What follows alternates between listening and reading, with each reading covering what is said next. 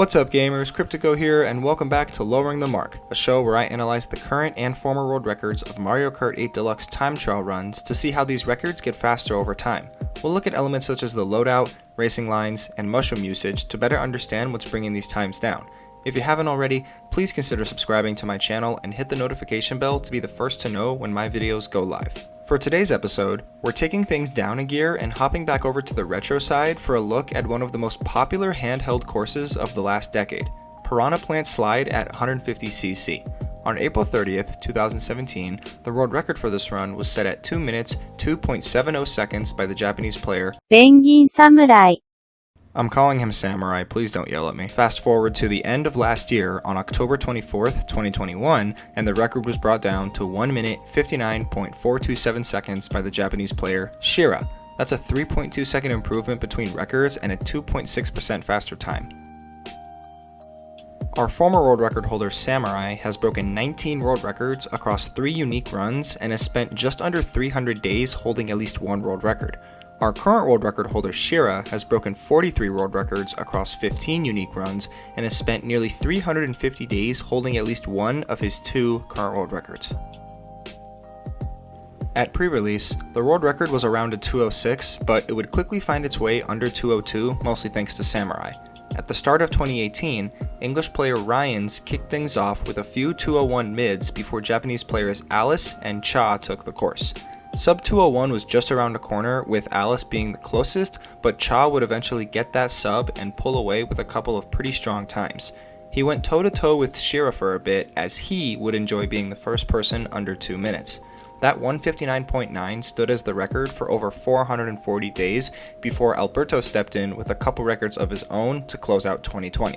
Towards the end of 2021, Shira came back and took over 0.2 of a second off Alberto's fastest time.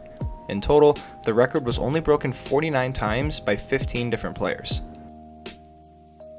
These loadouts look pretty different, but their stats are closer than you might think. Samurai goes with the combo of Dry Bowser driving the Comet Bike with the Azure Rollers and the Cloud Glider. Shira rides with Roy in the Biddy Buggy, also with the Azure Rollers and the Paper Glider.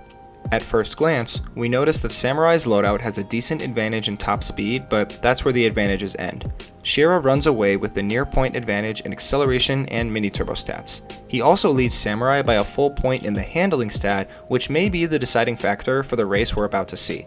Piranha Plant Slide is definitely one of the better courses in the game, and for good reason. The design is good, the layout is good, and it embodies the chaotic spirit of Mario Kart. When you move over to time trials at world record pace, things start to get really interesting and unusual. Let's have a look.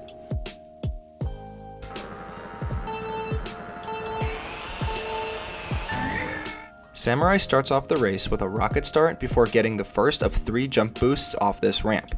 Once he makes his way into the tunnel, he'll grab a quick mini turbo before heading down the middle path for another jump boost into a super mini turbo around the next turn to close out S1. Shira also gets the rocket start and those same 3 jump boosts before entering the tunnel. Once he's there, he'll chain 2 quick mini turbos before grabbing a jump boost off that same middle ramp on his way to a super mini turbo around the next turn, and bears right on his way down to the end of this section. We see the same amount of jump boosts from both players, but Shira comes out ahead thanks to that additional longer lasting mini turbo before the ramp. His lead now sits at over 0.4 of a second going into S2. Samurai rides off the zipper ramp onto these floating bricks and collects a few coins before chaining 2 super mini turbos through these next 2 turns. After that, he'll just ride straight on down to the ramp that will start S3. Shira grabs the quick jump boost and starts drifting on the same blocks around the next 2 turns for that same pair of super mini turbos we just saw Samurai get. After that, he similarly rides on down to the ramp at the end of this section. Nothing too different here besides that initial jump boost from Shira. Yet he still found a way to add more time to his lead as he jumps ahead by nearly 0.6 of a second going into S3. After these 2 quick jump boosts from Samurai, he begins charging up this tight super mini turbo around this next long turn. Once he gets out of that, he'll head straight up to the zippers and glider ramp before taking off on his upward flight back to the main course. He then uses his first mushroom to cut out the final turn and get that super mini turbo before crossing the finish line. Shira also grabs the 2 quick jump boosts before drifting on an even tighter line for the same super mini turbo. After that, he chains a normal one, then starts charging up this super mini turbo through the zippers and off the glider for another motion glider strat. He flies up and to the right before making it back onto the main course. He too will close out the lap with that same mushroom cut and super mini turbo. I'll break down the motion glider a little more on lap 2, but after lap 1, we notice that Shira has built this lead on the backs of better lines and more longer lasting mini turbos as he finishes lap 1 ahead by over 1.1 seconds. To start off lap 2, Samurai gets these first 3 jump boosts and makes his way into the pipe. He'll chain these 2 quick mini turbos before charging up that same super mini turbo around the next turn on his way to the left zipper at the end of S1. Shira charges this quick mini turbo before getting those same 3 jump boosts on his way into the pipe. Once there, he does the same thing he did on lap 1 and chains the 2 quick mini turbos before the middle ramp into a jump boost and super mini turbo around the next turn as he approaches the right zipper. The time save here should be obvious. It was Shira staying in the middle and grabbing that extra jump boost paired with his better line and longer lasting mini turbos through this section. His lead jumped up to 1.6 seconds at the end of S1.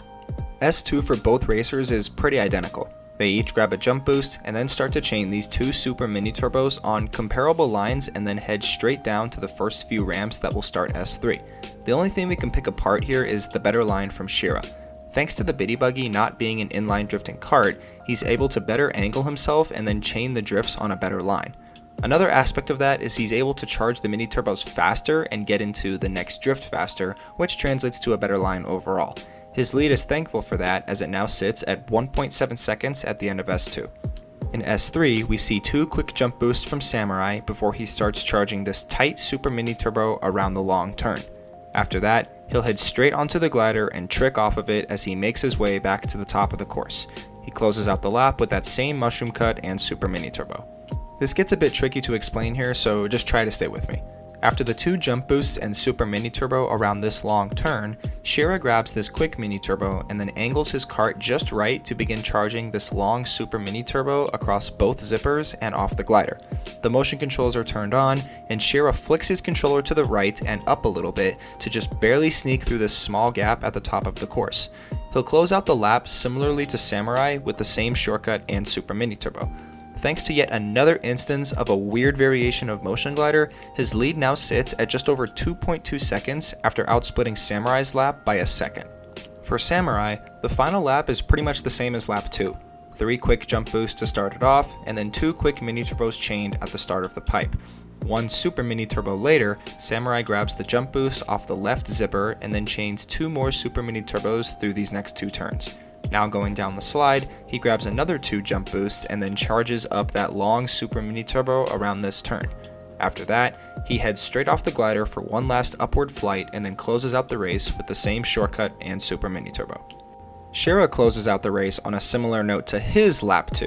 Same 3 jump boosts, same 2 mini turbos before hitting another trick off the middle ramp, and then the same super mini turbo around that next turn. After hitting a jump boost off the right zipper, Shira chains the same 2 super mini turbos through the Z part of the course and then starts off S3 with those 2 quick jump boosts. Then, he charges up this long super mini turbo before delicately chaining these next 2 mini turbos before motion glidering up to the top of the course yet again.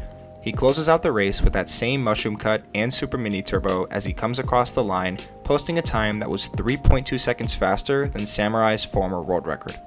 So by grabbing more mini turbos, driving on a better line, and motion glider, Shira was able to put this record out of Alberto's reach and establish himself as the big fish of Piranha Plant Slide. This 159.42 is really optimized, and it's wild because just a few short years ago, barely subbing under 2 minutes seemed to be this course's limit. Now we're comfortably at 159 mid thanks to some new strats. But exactly how much further down can this record go?